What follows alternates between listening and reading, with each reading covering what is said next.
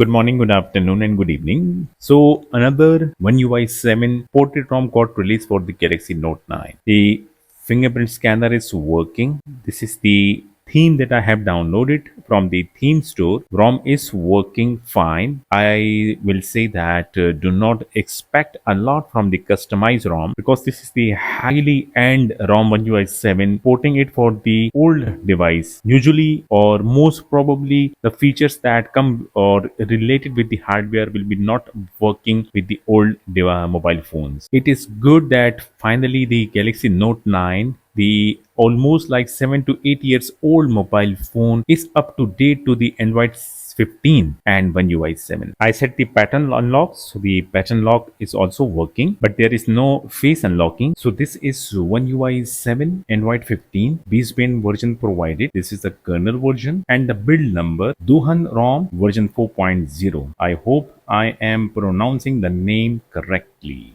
Camera is mostly working. There will be some issues with the camera according to the developer, that the single take mode in camera is not working. Video recording pause button do not resume properly. Galaxy S9 rear portrait video filters in camera. Motion photo watermark only works in pro photo mode. Well, I got Galaxy Note 9, so I will check the video recording first. Video recording started. If I want to pause the recording, let me pause the recording. Okay, it got pause. And if I want to resume, and it got resume also. Let me do it once again. Okay, it got pause. Now I resume it and it got resume again. Now I will play back this video.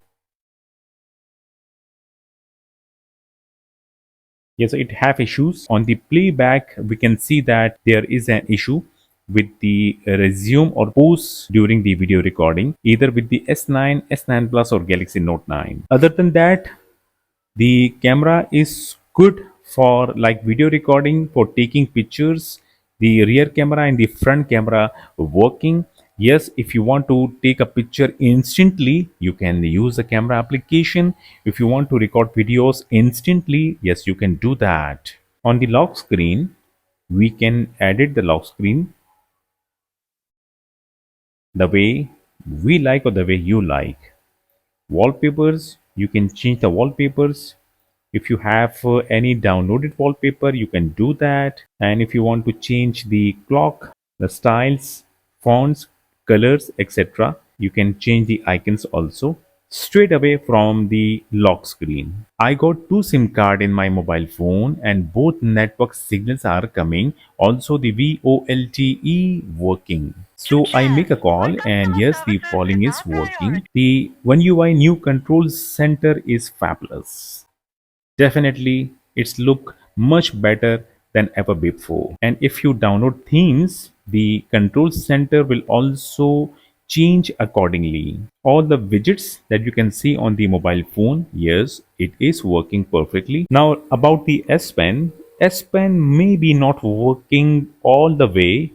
It have issues like air actions are broken. Pen itself works. Well, I think enough with this theme. Let me change it. I have downloaded my stuff. Let me show.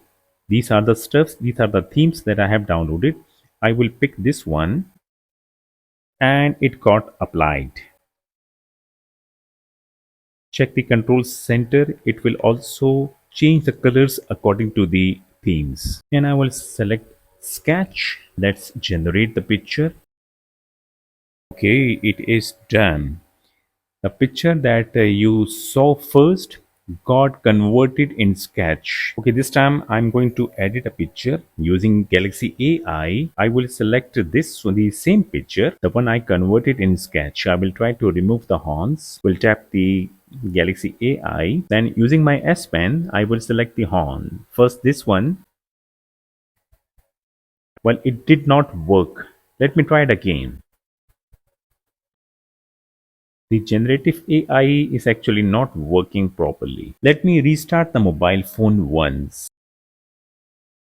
The phone got restart. I will change the theme and I will try to edit the picture once again, taking a help with the Galaxy AI.